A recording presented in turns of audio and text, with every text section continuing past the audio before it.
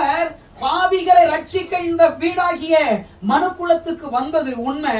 அதனால அவர் தனக்கென்று ஒரு சபையை ஸ்தாபித்தது உண்மை. அவருக்குன்னு ஒரு வீடு, அதுதான் பரிசுத்த ஆலயம்.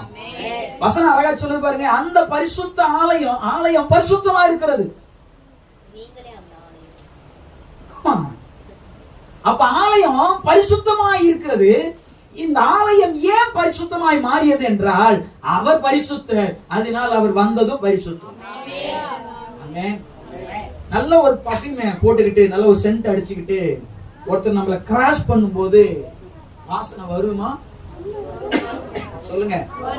நல்ல வாசனையா வரும். அவர் அடிச்சுக்கிற வாசனை நமக்கு வரும். அவர் கடந்து போன போது அந்த வாசனை வந்துச்சு இல்லையா? அதே மாதிரி சென்ட் அடிச்சிட்டு இருக்கிறாருல, அவர் அந்த சட்டையை யூஸ் பண்றாருல, ட்ரெஸ், அதை கலட்டி வச்சாலும் அந்த சட்டை என்ன ஆகும்? நல்ல வாசனை வரும் தானே? வருமாறாதா? அப்போ அவர் ஒரு முறை பயன்படுத்தினார், வாசனையாவே இருக்கு. துவைச்சாலும் அந்த வாசனை இருக்கும். ஒரு சிலதெல்லாம் மாறவே மாறாது, இருக்கும். ஆமேன்னு சொல்லுங்களேன்.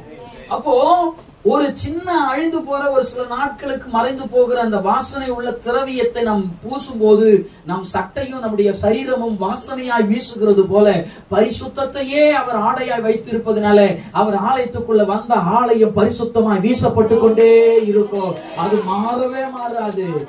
ஏன்னா அவர் இருக்கிற அந்த ஆடை பரிசுத்தமானது. அவர் பாதம் பரிசுத்தம், அவர் வார்த்தை பரிசுத்தம், அவர் பார்வை பரிசுத்தம், அவர் சுவாசம் பரிசுத்தம், பரிசுத்த ஆவியானவரும் பரிசுத்தம். அதனாலதான் அவர் தங்கும் ஆலயம் பரிசுத்தம் சொல்லப்பட்டிருக்கு. ஆமென். அப்ப அந்த ஆலயமே நீங்களும் நானும் தான். இப்ப எங்க வந்து முடிச்சிருக்காரு பாரு. நமக்குள்ள அவர் வந்தா என் வாழ்க்கை வாசனையா வீசும். பரிசுத்த வாசனை. என் பார்வையில் பரிசுத்தம் இருக்கும், என் பேச்சில் பரிசுத்தம் இருக்கும், என்னுடைய சிந்தனையில் பரிசுத்தம் இருக்கும், என்னுடைய நடத்தையில் பரிசுத்தம் இருக்கும். ஏன் என்றால் பரிசுத்தமான தெய்வம் பரிசுத்தர் எனக்குள் வந்தபடினாலே இந்த ஆலயத்தை அவர் பரிசுத்தப்படுத்தி இருக்கிறார்.